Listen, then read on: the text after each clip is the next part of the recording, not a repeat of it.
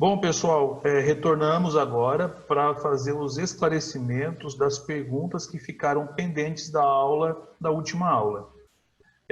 Nós tomamos a liberdade de colocar na tela as perguntas para ficar uma didática melhor e assim todos podem ler e ouvir a pergunta e podem ouvir a resposta da professora Vânia. Tudo bem, professora? Tudo bem. Vamos lá, então. A primeira pergunta foi da Yara. Você disse que a hora extra pode ser feita todo dia com recebimento de no mínimo 50%. Gostaria de saber se o empregado pode fazer mais de 2 horas extras no dia com recebimento de 100% sobre as demais horas. Por exemplo, 4 horas extras no dia, sendo 2 horas extras com 50% e 2 horas extras com 100%. Se sim, pode fazer com que frequência? Não, não pode fazer. Então, a Constituição Federal e a CLT garantem que a prorrogação de jornada é no máximo 2. O que aconteceu foi que a reforma trabalhista, antes dela, né, então até o dia 10 de novembro de 2017, as horas extras, elas só podiam ser feitas de forma extraordinária, tinha que ser eventualmente.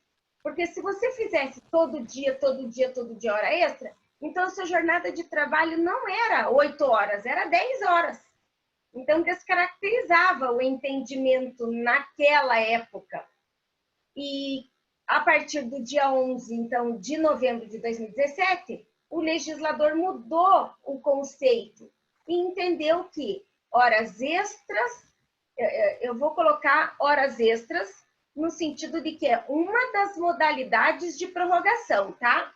Então, só para lembrar que ontem a gente colocou que prorrogação de jornada são 3 coisas, uma delas é a modalidade hora extra. Então, já que estamos falando aqui da hora extra, da modalidade hora extra, então, você pode fazer com habitualidade. É isso que a reforma trabalhista disse. As horas extras podem ser feitas com habitualidade. Então, não caracteriza mais uma condição de forma extraordinária. Ou seja, você poderia, se a sua jornada é 8 horas, todo dia fazer 10 horas. Todo dia fazer 10 horas. Só que jornada não muda o conceito. O máximo 8 horas diárias por dia, 44 horas por semana e 220 por mês. O conceito de jornada não muda. E a prorrogação de jornada também não muda o conceito. Nem a Constituição, nem a CLT permitem prorrogações de jornada superiores a 2 horas. Então, o limite máximo de prorrogação de jornada são 2 horas. Podem ser feitas com habitualidade, mas no limite máximo de 2 horas. Daí, quando eu disse no mínimo 50%, é regra da Constituição Federal e regra da CLT. Então, se não houver convenção, acordo coletivo que estipule um percentual maior, então no mínimo 50% das horas extras. Pode ser, Yara, que você já tenha ouvido falar ou já tenha visto em alguma convenção, em algum acordo coletivo, assim, ó, a primeira e a segunda hora extra paga 50%. A partir da terceira, paga 100%. Eu já vi várias convenções coletivas com essa redação, com cláusulas nesse sentido. Isso é um absurdo, no sentido de que uma convenção coletiva ela não pode contrariar nem uma legislação, nem uma Constituição Federal. Com a reforma trabalhista, onde o negociado prevalece sobre o legislado, tem limites. Tem limites. O artigo 611, B da CLT, diz que não pode, tem limitação em alguns quesitos. Esse, por exemplo, não pode. A Constituição diz o máximo 2 horas. Máximo 2 horas. Quando a convenção coletiva diz a partir da terceira é 100%, ela não está dizendo que pode. Ela não está dizendo que pode. Ela só está dizendo que sabe que vocês fazem errado. Fazem 3, 4, 5 horas extras. E que, fazendo errado, 3, 4, 5, 6 horas extras, vai ser pago a 60%, 70%, 100%. Tá? Mas a hora extraordinária, no exemplo que você perguntou, não pode ser superior a 2 horas, embora possa ser prestada com habitualidade, tá? Ah, tem uma outra coisa que eu posso colocar aqui para você, Ara. Em casos excepcionais em motivo de força maior, pode ultrapassar 2 horas. Mas aí, olha a situação. Em casos excepcionais, motivo de força maior, pode ultrapassar 2 horas. Antes da reforma trabalhista, você tinha que avisar o Ministério do Trabalho num prazo de 10 dias. Agora, você não precisa mais avisar o Ministério do Trabalho num prazo de 10 dias. Eu não estou dizendo que pode fazer mais do que 2 horas de prorrogação de jornada. Tem um artigo lá que diz, excepcionalmente, motivo de força maior, casos excepcionais, aí sim você poderia prorrogar em mais do que 2 horas. Mas é em casos excepcionais, praticamente nunca, tá? Senão a regra é no máximo 2 horas de prorrogação de jornada. Ok. A próxima pergunta da Vera. Se o empregado trabalhar no domingo, ou feriado, que é o dia de descanso, esse dia pode ser enviado para compensação através de acordo individual de banco de horas? Veja, DSR não é negociável, tá? Com exceção de uma previsão de uma súmula do TST 85. Então, essa súmula do TST, ela fala assim, se dentro da mesma semana o empregado tiver uma compensação do trabalho realizado no dia DSR com outro dia de folga, então não precisa pagar dobrado. Só que olha só o que ele está querendo dizer. Vou aproveitar aqui então, olha lá, eu tenho segunda, terça, quarta, quinta, sexta, sábado, domingo. Então, isso aqui é semana para fins trabalhistas, certo? Vou colocar aqui no meu exemplo, tá? Que o meu DSR, na regra geral, preferencialmente aos domingos. Então, supomos que a minha semana seja de segunda a sábado e que o meu DSR é domingo. O que essa súmula falou? Ela falou assim, caso você trabalhe no dia de DSR, para não pagar o dobro, você pode compensar com outro dia de folga. Só que esse outro dia de folga é dentro da semana, não é na próxima semana. Então, eu teria que já no começo dessa semana ter conhecimento de que ele vai trabalhar no domingo, para dentro dessa semana dar um outro dia de descanso para ele. Então, por exemplo, eu já sei na segunda-feira que ele vai trabalhar no domingo.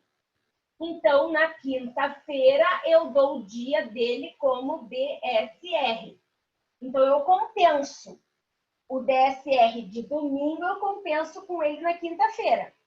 Então, aí eu trabalho no domingo e não pago dobrado. Mas desde que a compensação seja feita dentro da mesma semana. Porque se você deixar para a próxima semana, então eu tenho lá de novo, segunda, terça, quarta, quinta, sexta, sábado, domingo. Digamos que você trabalhou toda essa semana aqui e trabalhou no seu DSR. Aí você vai falar assim, não, eu não quero pagar o DSR dobrado, eu quero compensar ele com outro dia de folga. Não pode ser nessa semana. Porque senão, nessa primeira semana aqui, ele não vai ter nenhum descanso. Ele vai trabalhar direto, sem descanso nenhum. E nessa semana ele teria 2. Então, é irregular, não poderia fazer isso. E aí entra lá uma das outras questões que você colocou. Até a reforma da trabalhista, até o dia 10, então, de novembro do 2017, perdão, o DSR era inegociável.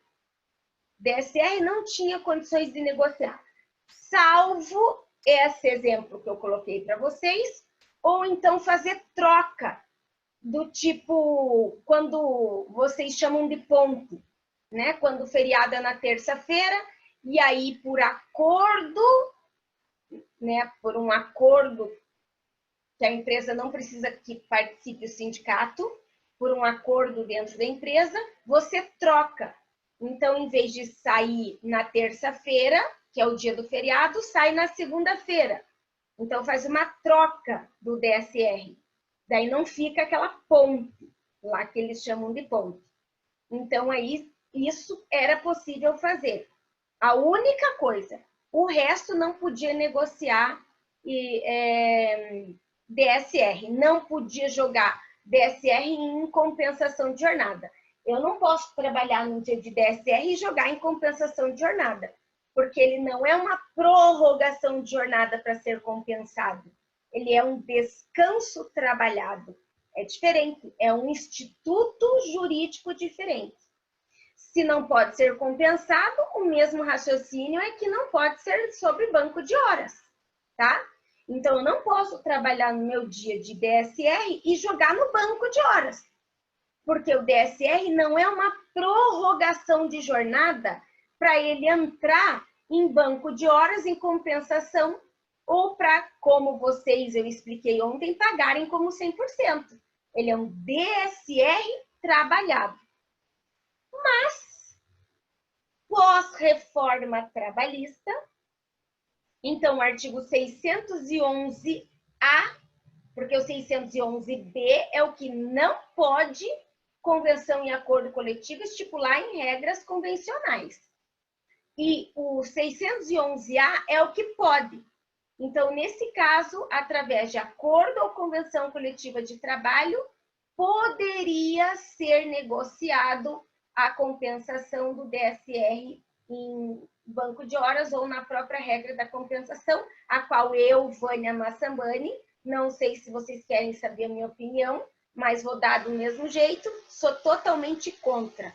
Por quê? Porque trabalhar num dia de DSR não é prorrogar jornada. Então, seria incompensável e não caberia em banco de horas. Mas, pós-reforma trabalhista, se houver acordo ou convenção coletiva, é possível.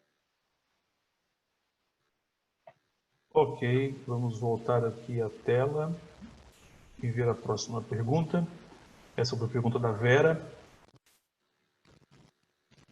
Agora a pergunta do Henrique. Posto, imagino que seja posto de combustível, né? Funcionário que trabalha em posto de combustível. 12/36. Jornada inicia às 19. Ainda de repente pode ser que seja segurança. Pode ser. No exemplo dele, a jornada que inicia às 19 e encerra às 7 da manhã, os 7 minutos e meio a cada hora deve ser remunerado? Caso afirmativo, como é o cálculo e qual a rúbrica a ser utilizada? O que é 7,5 minutos? Isso que ele colocou aqui, eu não entendi o que seriam os 7,5 minutos de cada hora. 7,5 minutos de cada hora? Não. A hora noturna é 52 minutos e 30 segundos. Não tem um meio a mais, né? Não existiria esse meio a mais. Então, deixa eu pegar e virar aqui a página para vocês, para mostrar como é que ficaria, Henrique, de repente, para ver se eu posso te ajudar no teu raciocínio.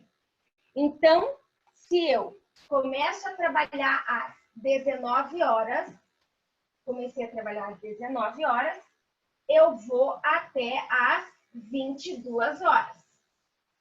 Isso aqui é a hora diurna, certo? Hora diurna. Essa hora aqui é hora de 60 minutos. Quando eu fiz das 22 às 5 horas da manhã, esse período aqui é horário noturno, certo? Horário noturno. O horário noturno não é 60 minutos, é aqui 52 minutos e 30 segundos. Então, não sei de onde você tirou aquele 7,5. Aqui é 52 minutos e 30 segundos, a hora trabalhada das 22 às 5. Ora, se eu saio às 7 da manhã, então eu vou fazer das 5 às 7 horas da manhã. Das 5 às 7 horas da manhã, já não é mais horário noturno. Diurna novamente. Então, aqui é 60 minutos. Certo? Então, se a gente analisar aqui, vamos pensar. Das 19 às 22. Então, 19. 20, 21, 22. Aqui, deixa eu mudar a cor, para a gente não se confundir. Aqui eu tenho 3 horas diurnas. Certo? Das 5 às 7 eu tenho 2 horas diurnas. E como é que fica das 22 às 5? Então, aí é que vem aquele cálculo que, de fato, sem explicação no quadro, fica meio complicado mesmo. Tem várias formas de fazer, várias. Tem o que você pega e tem um divisor lá, que é 1.1428.571, Mas eu acho que a forma mais simples, na minha visão, na minha interpretação, é assim. Quantas horas de 60 minutos tem das 22 às 5? Então, 22, né? Quantas horas? 23, 0, 1, 2, 3, 4, 5. Então, são 7 horas de 60 minutos. 7 horas de 60 minutos aqui. Como é que eu pego essas 7 horas de 60 minutos e calculo ela em 52 minutos e 30 segundos? Como é que eu faço isso? Então, no meu ponto de vista, tem vários cálculos, eu faço assim. Eu pego as 7 horas, eu divido essas 7 horas por 52,50. Mas, Vânia, por que 52,50? Porque como a gente faz o cálculo na calculadora, o inteiro na calculadora é 100. A metade é 50. O inteiro de hora, de minuto, é 60. A metade é 30. Então, para fazer uma comparação de metade, eu fiz 52,50. E multiplico por 60. Então, se você pegar lá 7 horas divididos por 52,50 vezes 60, vai dar 8. Vai dar certinho 8 horas. Então, vai ser 8 horas noturnas aqui. 8 horas noturnas. Então, aqui fecha 8 horas noturnas. No total, quanto que deu? No total, 3 mais 8, 11 mais 2, 13. Aí você fala assim, mas é 12 por 36. Ok, mas vocês lembram do intervalo intra-jornada? Então, tem que tirar daí, tem que tirar daqui 1 hora de 60 minutos de intervalo intra-jornada. Então, se ele começa às 19 e termina às 7 horas da manhã, ele está fazendo 12 horas e está fazendo 1 hora de intervalo de 60 minutos, porque no horário noturno o intervalo tem 60 minutos. Tá, já entendi. Então, das 5 às 7, a hora volta a ser 60 minutos. A questão é, qual é o valor aqui da hora noturna? Quanto que eu ganho de hora noturna? Então, vamos analisar. Ele está fazendo 8 horas noturnas? Vamos fazer uma análise aqui. Eu coloquei o exemplo ontem de R$3.000, certo? Para fazer o cálculo, 3.000 divididos por 220 deu 13, alguém lembra? 13,63. Vamos fazer o cálculo certinho. Vamos ver lá. Calculador é tudo na nossa vida. 3.000 divididos por 220 é igual a 13,63. Lembrei. Isso aqui é o valor da hora. Certo? Isso aqui é o valor da hora. Quanto que é 20%? Eu estou falando 20%, que é a regra geral. Poderia a convenção coletiva estipular percentual maior. Quanto que é 20% da hora? Então, vezes 20% deu 2,72. Então, 2,72. Então, o adicional é 2,72. Aí, no mês, você vai analisar quantas horas noturnas ele fez no mês. Digamos que no mês ele tenha feito 220 horas noturnas. Então, você vai pegar a quantidade do adicional e vai multiplicar por 220, que é a quantidade de horas noturnas que ele fez no mês. Então, 2,72 vezes 220 dá R$600. Então, deixa eu colocar aqui, R$600. Então, ele vai ganhar R$3.000 de salário e R$600 de adicional noturno.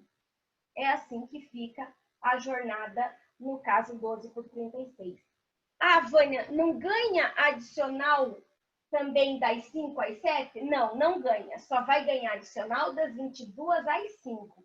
Das 5 às 7 não ganha adicional, justamente pelaquela questão que eu coloquei para vocês, da revogação da súmula 444 do TST, que então tirou, né, a possibilidade do adicional continuar até as 7 horas da manhã.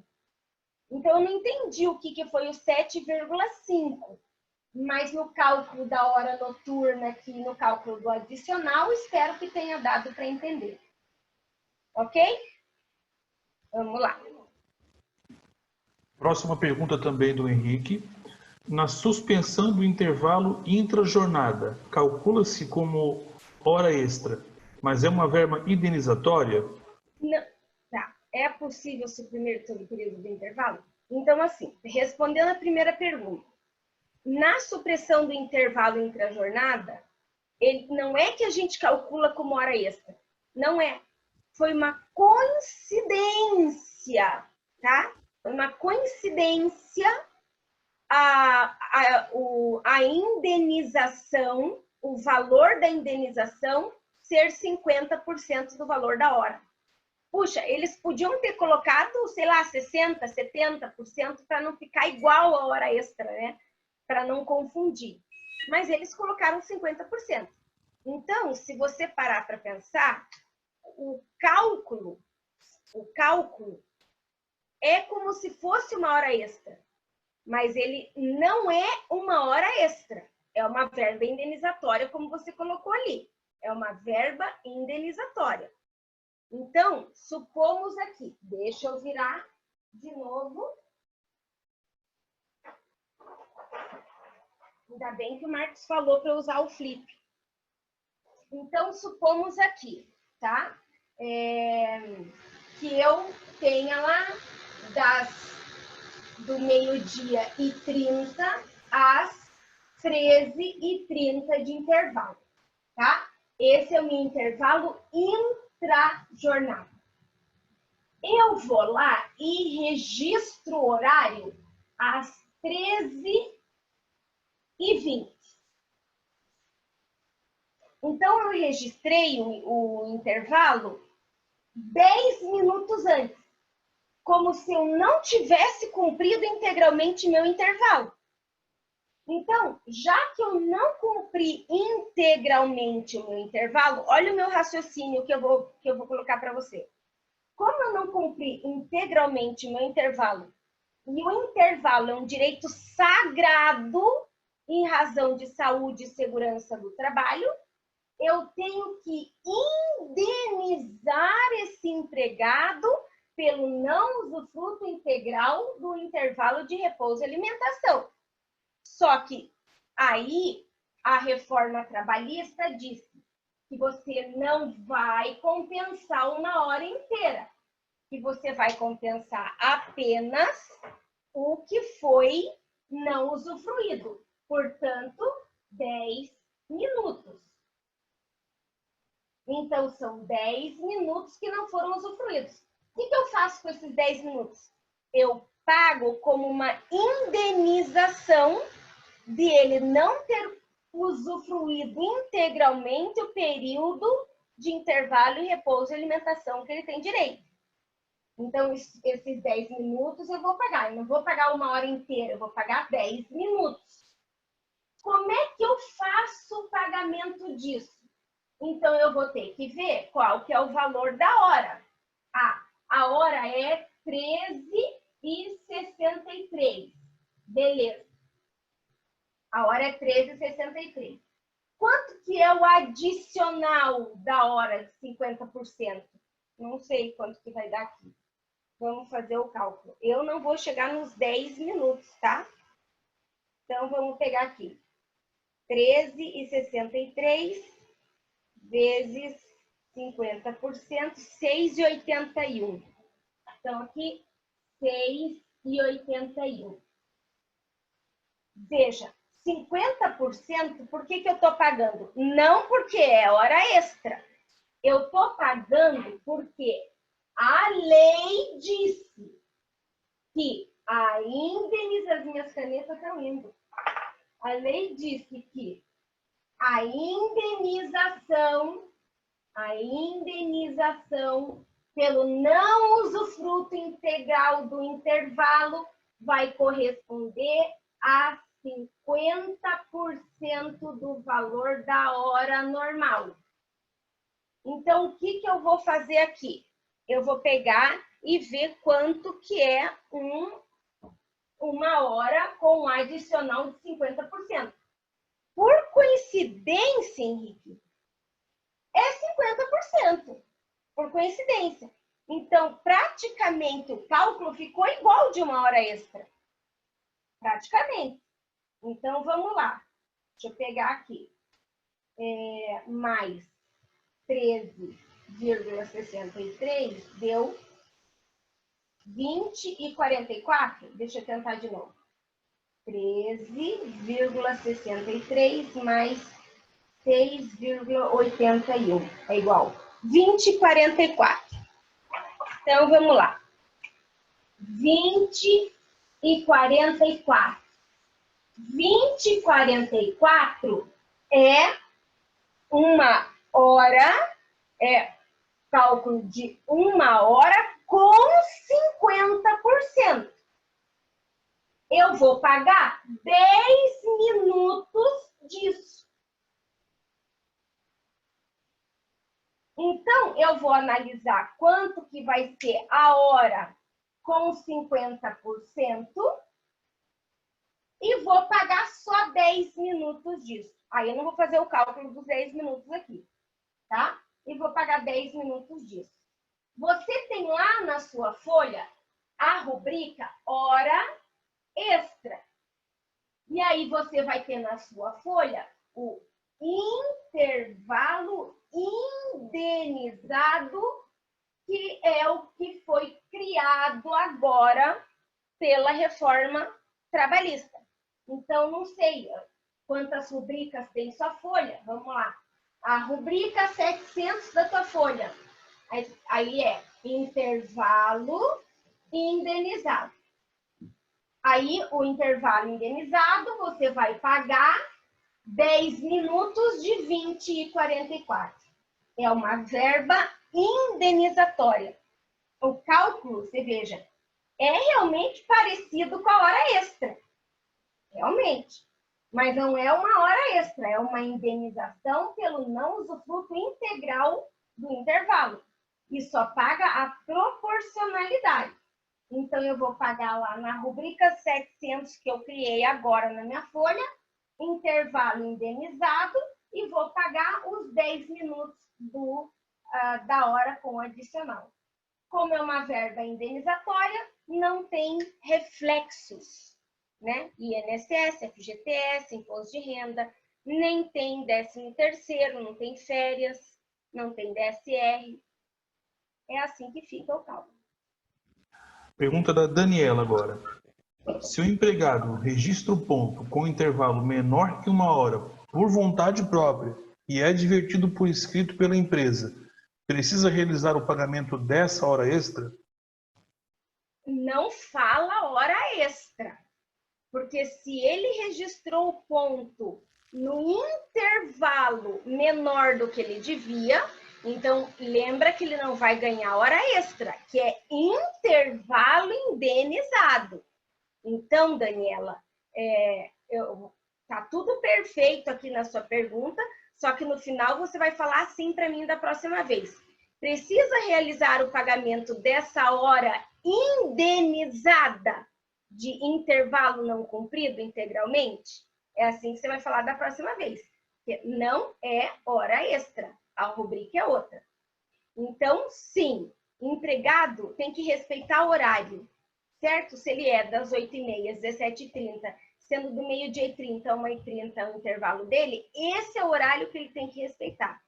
Da mesma forma que a empresa tem obrigação com o empregado tem obrigação com a empresa. Foi feito um contrato de trabalho. Não se pode mudar as regras do contrato de trabalho. Então, essa é a regra. Eventualmente, como teve até uma pergunta ontem, eventualmente a pessoa esqueceu, aí tudo bem, né? Se eventualmente esqueceu, aí você, né, aceita, faz lá a justificativa, né, e paga, regulariza. Agora, se é frequente, se isso acontece com frequência, com certeza absoluta você está certíssima da advertência, porém, ele vai ter que pagar. Porque o fato de você dar advertência para ele, você está dizendo assim, olha, estou te advertindo porque você não podia ter não cumprido integralmente o teu intervalo, porque eu não quero que você deixe de cumprir o seu intervalo, eu quero que você usufrua. Então, eu não quero que você registre o ponto antes. Então, eu vou te dar uma advertência porque você está descumprindo essa regra no nosso contrato. Porém, ele trabalhou, né? Esses 10 minutos aqui, ele voltou e trabalhou. E se ele voltou e trabalhou, infelizmente, tem que pagar. Não como hora extra, Daniele, mas como intervalo indenizado. Ok? Ok, perfeito. Vamos para a próxima pergunta. O Henrique. O Instituto da Hora Dobrada é previsto em qual normativo? Pela exposição, a hora dobrada é diferente de hora extra 100%. Isso, a Lei 605 de 49, tá? Então, essa lei guarda na sua cabeça. Isso é uma coisa que eu gosto muito de falar, porque eu estudei bastante, fiz artigos sobre o DSR, e a Lei 605 de 49. Essa lei é o que vai responder praticamente tudo que a gente precisa saber sobre DSR, tá? É lá que fala, é nessa lei que fala que quando o DSR é trabalhado, que não pode, o DSR foi feito para descansar, mas se eventualmente ele foi trabalhado, a hora que se paga é o dobro. Então, a hora do DSR trabalhado é o dobro da hora normal. Veja, coincidência também, coincidência. O fato da hora dobrada ser igual 100% é uma coincidência. Próxima pergunta da Cláudia. O sindicato pode ajustar a hora noturna para 60 minutos? Não, não pode. Isso é desrespeito ao artigo 611-B, tá? Ele tem limite ao que ele pode fazer. Inclusive, isso é inconstitucional. Então, ajustar a hora para 60 minutos não pode, mesmo que ela dê um adicional maior do que 20%. Então, não. Ok. Próxima pergunta da Jadna. Pode explicar novamente sobre a hora noturna, 7 horas dividido por 52,50 vezes 60? Bom, acho que essa pergunta até já foi respondida no exemplo anterior, né?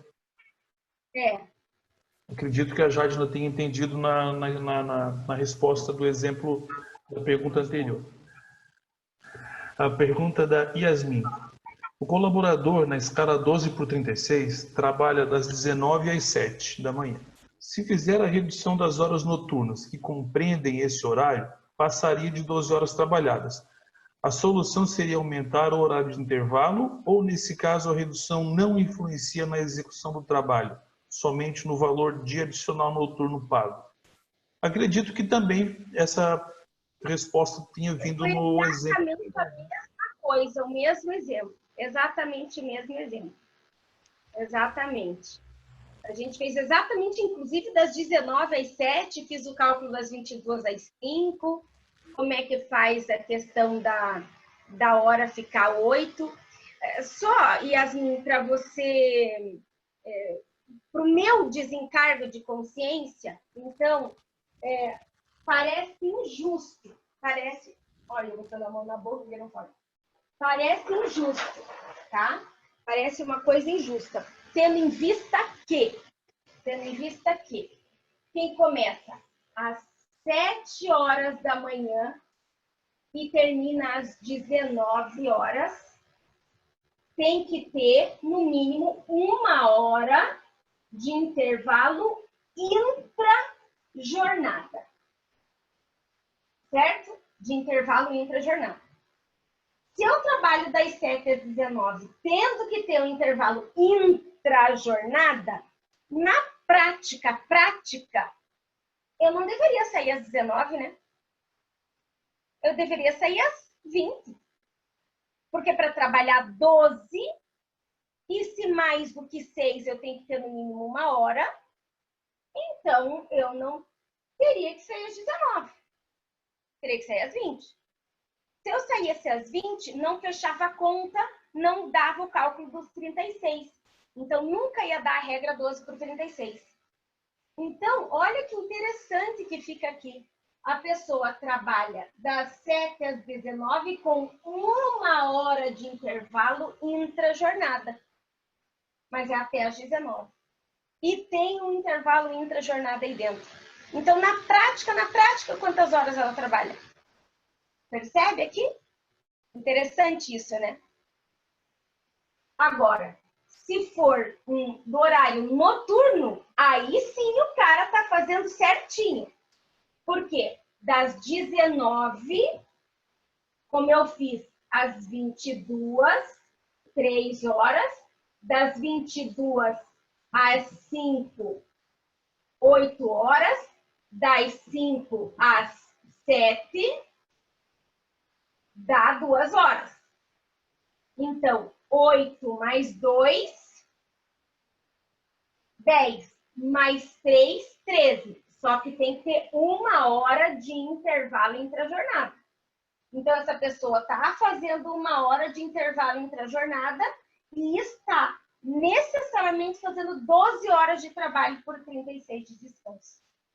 Interessante essa questão. Mas é assim. Por isso até que eu acho que eles colocaram a possibilidade na reforma trabalhista, que eles colocaram a possibilidade de não ter intervalo nunca.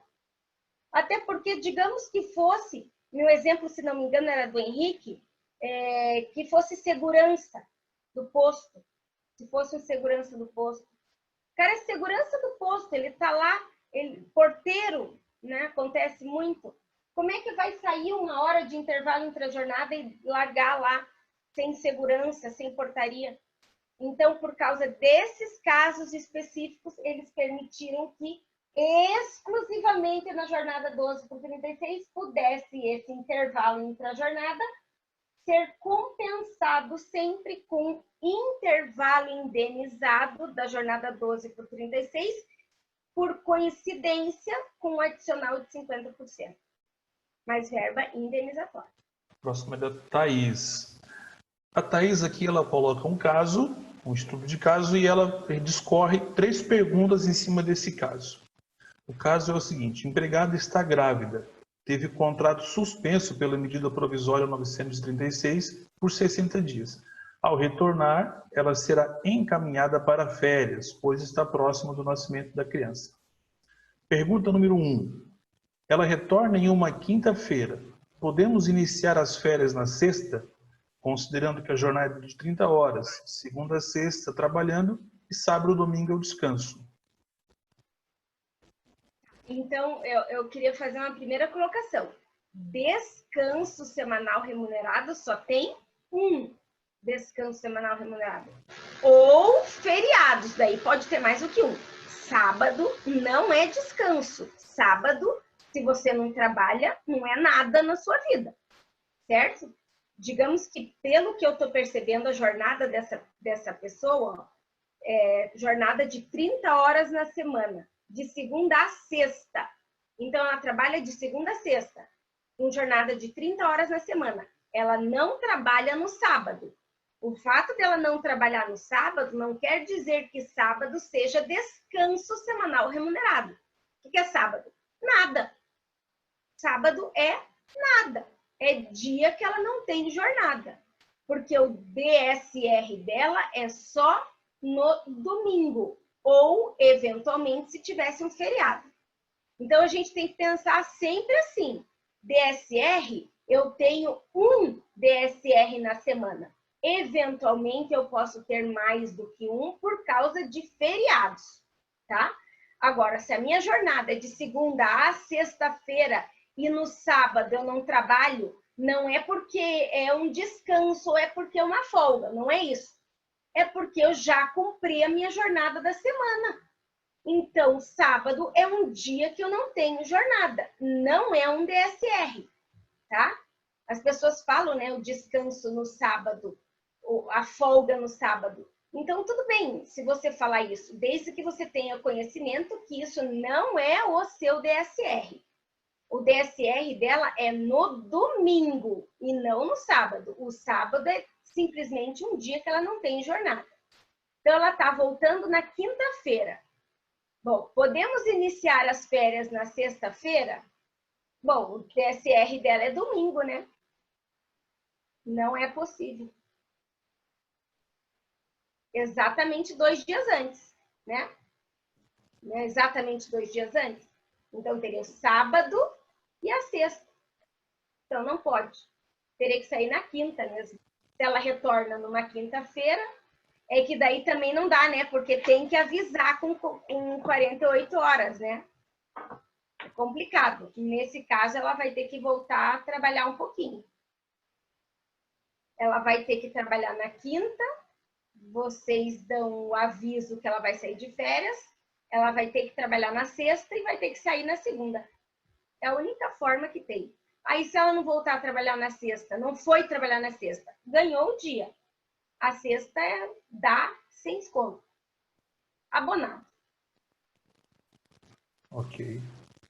Bom, nesse mesmo caso, ela tem uma segunda pergunta. Se a criança nascer no período de férias, suspendemos as férias e iniciamos a licença maternidade? Exatamente. Exatamente isso. É uma suspensão. Então, para as férias... ela estava 10 dias de férias, nasceu o nenê. Para as férias no 10º dia, né? Do nascimento da criança. Vai pede o salário maternidade, ela recebe 120 dias do salário maternidade. Quando ela voltar, ela nem volta. Ela usufrui o resto das férias que ela tinha direito. Então, se o neném nasceu no 10º dia, ela fica os 120 dias de licença maternidade, recebendo o salário maternidade. Quando ela volta, ela usufrui os últimos 20 dias de férias que tinha. Então, perfeito, Thaís, suspende o contrato. Suspende as férias, perdão. Perfeito. E a terceira pergunta referente a esse caso, ela ainda não tem período aquisitivo completo, apenas 10 meses. Por estarmos nesse período de pandemia, podemos pagar somente os dias proporcionais, ou seja, 25, e reiniciar a contagem de férias? Ela não tem, veja, você está dizendo que ela não tem um período aquisitivo completo, mas ela tem mais de 1 ano de trabalho na empresa. Só poderia fazer essa proporcionalidade se fosse menos de 1 ano na empresa. O artigo 135, salvo engano, artigo 135 da CLT, ele fala lá que apenas em contratos que tiver menos do que 1 ano, eu posso conceder as férias proporcionais e depois reiniciar, zerar e começar um novo período aquisitivo de novo. Vamos ver se é artigo 135 mesmo, da CLT. Então, vamos ver lá. Não é o artigo 135, é um pouquinho mais para frente. Então, seria ali artigo 140. O artigo 140. Então, ele fala exatamente isso. Não sei nem por que existe esse artigo. Em contratos com menos de 1 ano, não interessa o período aquisitivo, o contrato não tem 1 ano ainda. Aí sim aplica-se esse entendimento que você colocou aqui, tá? Paga proporcional aos dias que ela tem de férias e quando ela volta, inicia-se um novo período aquisitivo. Poderia. Agora não. Não é por causa do Covid-19, da pandemia e do estado de calamidade pública que essa regra mudou. Então, ele está dizendo que é uma antecipação de férias. É uma antecipação.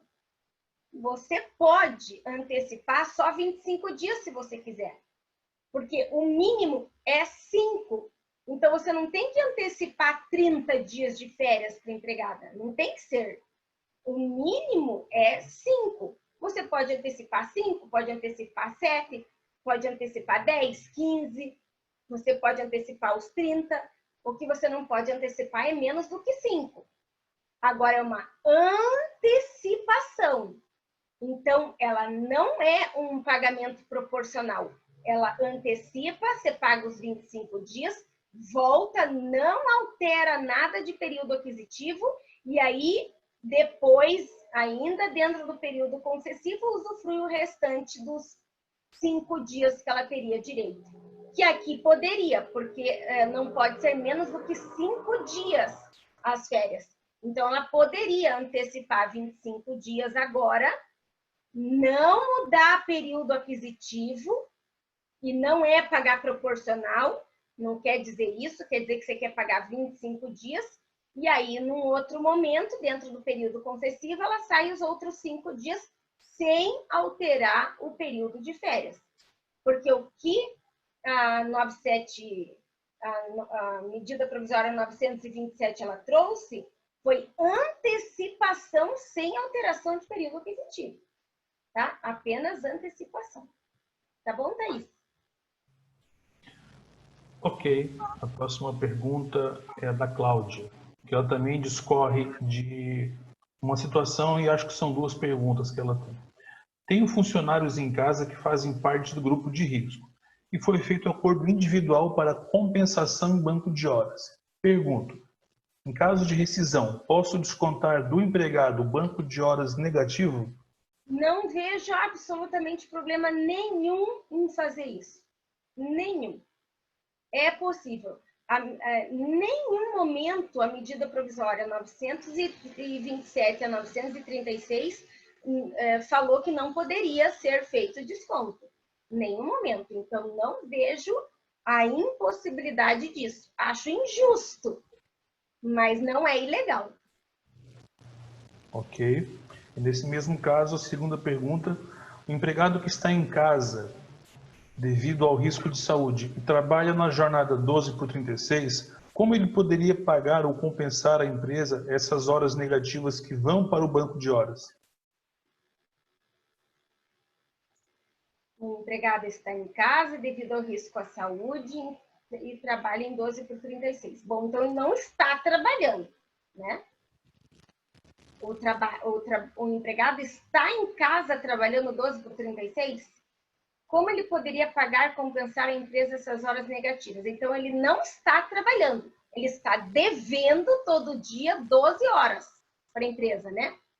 Vai ser jogado no banco de horas e lá depois, no dia 1º de janeiro de 2021, tem 18 meses para compensar isso. Você vai ter 18 meses para compensar isso. Não ultrapassando, obviamente, 2 horas extras por dia. Então, ele vai trabalhar sempre 14, né? Nesse caso, porque é um caso excepcional, aí poderia ultrapassar, fazer hora extra na jornada 12/36. Então, ele vai ficar praticamente 12 meses, em vez de trabalhar 12, trabalhar 14. Faz parte. Ok. A próxima pergunta é da Daniela.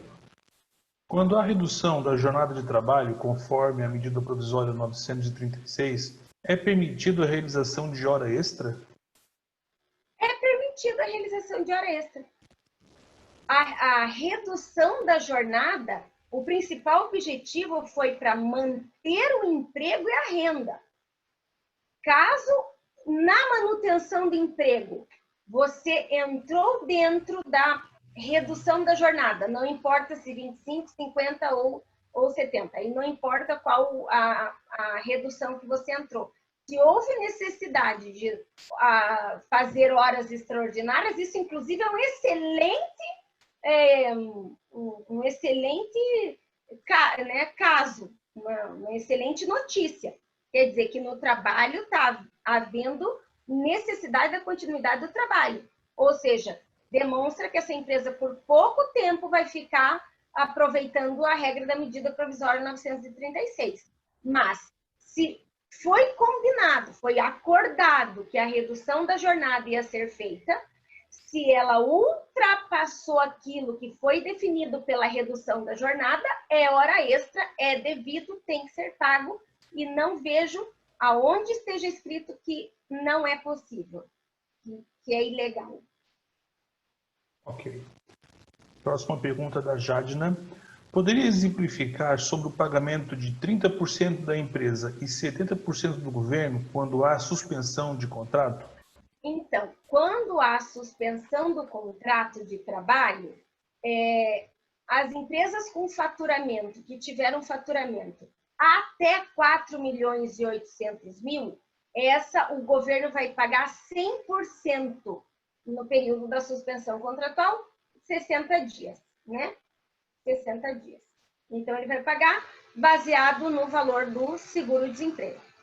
As empresas que tiveram faturamento em 2017 acima de 4.800.000, aí a empresa vai pagar, o governo paga 70% daquele valor do seguro-desemprego e a empresa vai pagar 30%. Então, a empresa colabora no pagamento da suspensão do contrato desse empregado em razão de que ela é uma empresa maior, teve faturamento acima de 4.800.000. Esse é o entendimento. Se ela é uma empresa com faturamento menor, aí o governo paga 100%. Faturamento acima, então o governo fala assim, divide comigo. 70% meu, 30% teu.